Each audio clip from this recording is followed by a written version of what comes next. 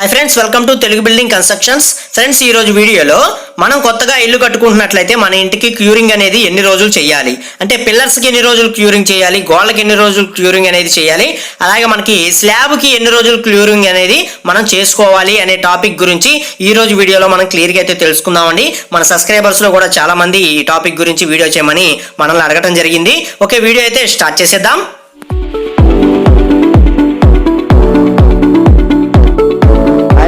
Welcome to Telugu building constructions.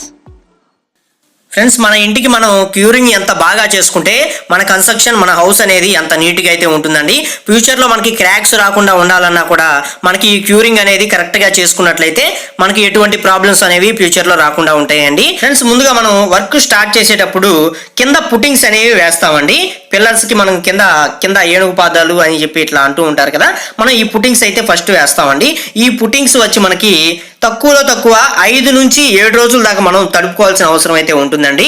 దీని తర్వాత మనం ఏంటంటే బాక్సులు అనేవి కన్స్ట్రక్షన్ చేసుకొని మనం ప్లింత్ బీమ్ అయితే పోసుకుంటామండి. ఈ ప్లింత్ బీమ్ వచ్చి మనకి మినిమం ఏంటంటే 5 రోజుల నుండి 7 రోజుల వరకు ఈ ప్లింత్ బీమ్ కూడా మనకి తడపాల్సిన అవసరం అయితే ఉంటుందండి. ఈ ప్లింత్ బీమ్ మీద మీరు ఏంటంటే గోను పట్లు అనేవి పడేసి తడుపుతూ ఉన్నట్లయితే మనకి ఎక్కువ క్యూరింగ్ అనేది జరుగుతూ ఉంటుంది. మనం డైరెక్ట్గా పెట్టేసినట్లయితే నీళ్ళు అనేవి అటు ఇటు కారిపోతూ వేస్ట్ అయిపోతూ ఉంటాయండి. అదే మీరు ఏదైనా ఒక గోను పట్లు ఉంటాయి కదా మనకి ఉల్లిపాయ గోతాలు, ఈ ఉల్లిపాయ గోతాలు అనేవి మీరు ఈ పింటి బీమ్ మీద కానీ అలాగే పిల్లర్స్ మీద కానీ చుట్టేసి మీరు వాటర్ అనేది క్యూరింగ్ చేసినట్లయితే వాటర్ అనేది కొంచెంగా ఈ పిల్లర్స్ ఇవన్నీ కూడా పీల్చుకోవడం జరుగుతుంది. దానివల్ల మనకి క్యూరింగ్ అనేది బాగా జరుగుతుంది, వర్క్ కూడా మనకి స్ట్రాంగ్ అయితే ఉంటుందండి. నెక్స్ట్ చూసుకుంటే బేస్మెంట్ అండి. ఈ బేస్మెంట్ వచ్చి మనకి మన ఇంటి మొత్తానికి కూడా మెయిన్ ఆధారం ఏంటంటే బేస్మెంటేనండి.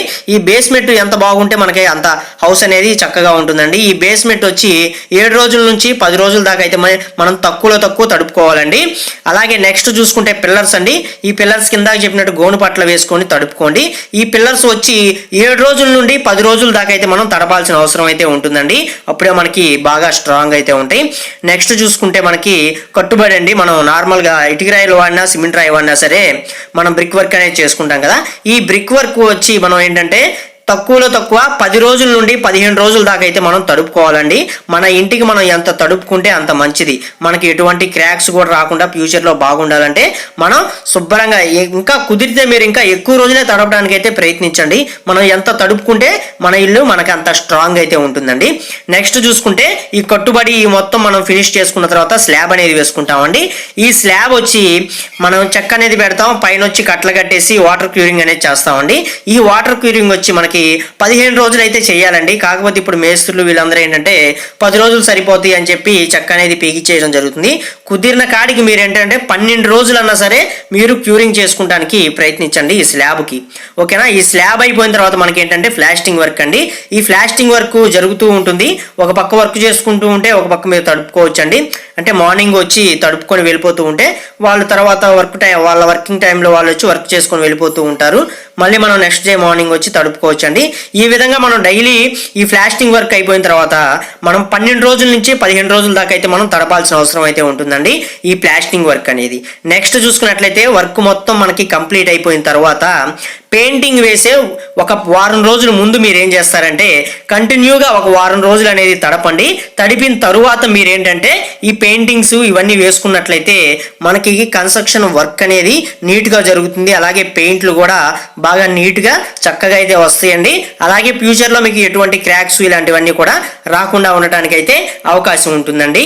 టోటల్గా అయితే అదే అండి. మీరు ఈ విధంగా తడుపుకున్నట్లయితే మీ ఇంటికి ఎటువంటి క్రాక్స్ రాకుండా చక్కగా అయితే ఉంటాయి. ఇన్ని రోజులనే కాదండి, దీనికి లిమిట్ అనేది ఏం లేదు.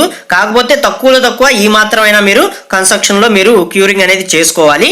మీరు ఇంతకన్నా ఎక్కువ రోజులు తడుపుకున్నా మీకు బెనిఫిట్ ఏ ఉంటుంది, కానీ దీనివల్ల మీకు నష్టం అనేది ఉండదండి.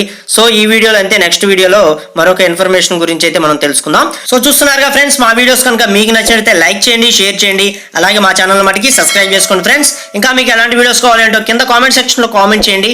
మేము తప్పకుండా చేయడానికి అయితే మటుకి ప్రయత్నిస్తాం అనమాట.